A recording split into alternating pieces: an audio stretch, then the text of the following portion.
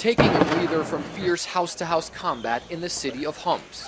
The front line is just around the corner, and many of these soldiers have been fighting here for months. The Syrian military has been fighting urban combat for over 2 years now. None of the soldiers here are willing to speak to us on camera because they say they need special permission, but they assure us that their morale is not waning. Between frontline clashes and manning checkpoints, Syria's army is strained and stretched thin, but still appears mostly combat ready.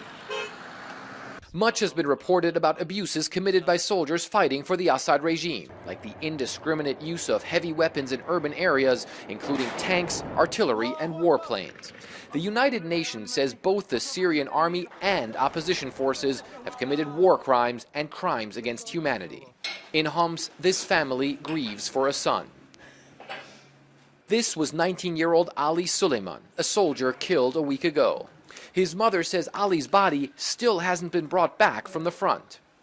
Him on the front lines was painful for me, she says, but I was with him hand in hand defending this country. I handed him to God, a sacrifice for the homeland. The Syrian regime says its army is on the offensive against opposition forces. But this army is also suffering heavy casualties.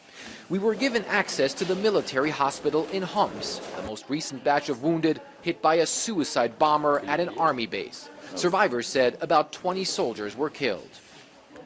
The first explosion was at the gate, he says. We went out and it was awful seeing our comrades on the ground. As we went out, a second car came. We opened fire, but he drove into the building. The explosion caused the whole building and residential houses to collapse. A senior doctor says the medical teams here are increasingly dealing with severe burns, the result of improvised explosive devices used by growing numbers of Islamist extremists. It's the same terrorism the Europeans and Americans faced in Iraq and Afghanistan, he says, and allowed the French to fight outside their country in Mali. They insist on not seeing it here, despite all the casualties and destroyed homes.